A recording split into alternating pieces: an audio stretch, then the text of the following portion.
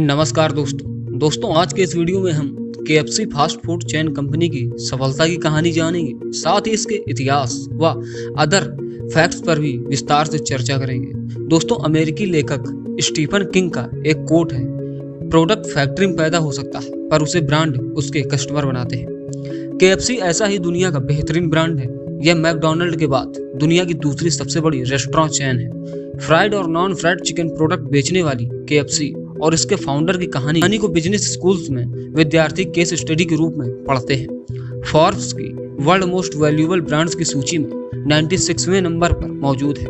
KFC की स्थापना से लेकर अब तक इसका स्वामित्व 4 लोगों और कंपनियों के हाथों में गया, पर एक से बने रहे स्वाद ने इसे ग्राहकों की पसंद बनाए रखा। आज के इस वीडियो में हम KFC की सक्सेस स्टोरी के बारे में जानेंगे। दोस्तों, KFC के फाउंडर कर्नल सैंडरसन साल 1890 में अमेरिका के इंडियाना में जन्मे। सैंडर्स का बचपन अभावों में बीता। उन्होंने 7 साल की उम्र से ही खाना पकाना सीख लिया था। पिता की मौत के बाद अलग अलग तरह के काम किए। फिर 40 साल की उम्र में केंट की प्रांत में गैस स्टेशन पर कुर्सी टेबल रखकर चिकन बेचने लगे। लोगों को स्वाद पसंद आया तो इसे रेस्टोरेंट में तब्दील कर दिया गया। 1939 में सैंडर्स को आखिरकार चिकन फ्राई करने का सही तरीका समझ आ गया, जिससे टेस्ट और कंसिस्टेंसी बनी रहे।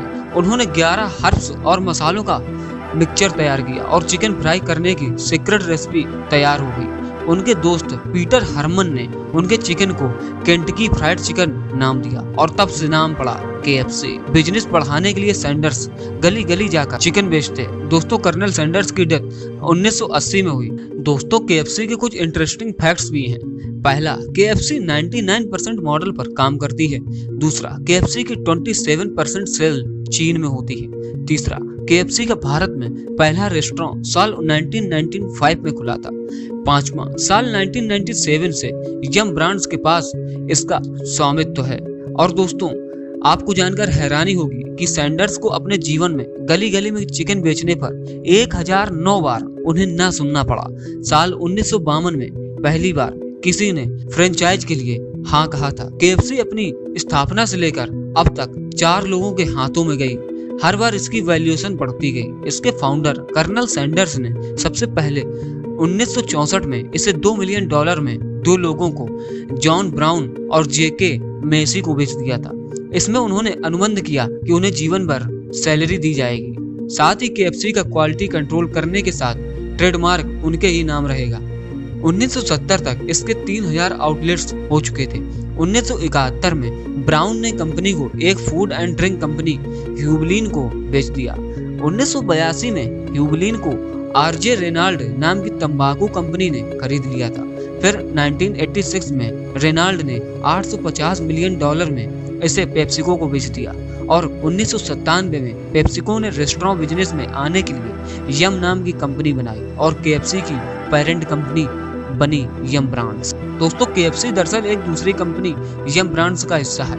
यम ब्रांड्स KFC के अलावा टाको बेल, पिज्जा हट और the habit burger restaurant chain का भी संचालन करती है। अपने स्वामित्व का रेस्टोरेंट खोलने में भारी इन्वेस्टमेंट और संचालन का खर्च भी होता है, इसलिए KFC फ्रेंचाइज के लोकप्रिय मॉडल पर काम करती है। मतलब एक लाइसेंस के जरिए यह अपना लोगो, नाम, काम करने का तरीका और उत्पादों को बेचने की इजाजत देती है। इसके बदले में यह फ्रेंचाइज से पैसा लेती है। KFC के पास सिर्फ 70 रेस्टोरेंट की इमारतों का मालिकाना हक है। इसमें 85% अमेरिका के बाहर है।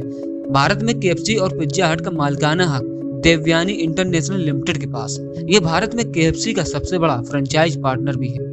दोस्तों, जापान में क्रिसमस के दिन लोग KFC की बकेट खरीदते हैं। इसके लिए हर साल कई हफ्तों पहले तक बुकिंग हो जाती है। इस सफलता के पीछे जबरदस्त मार्केटिंग को माना जाता है।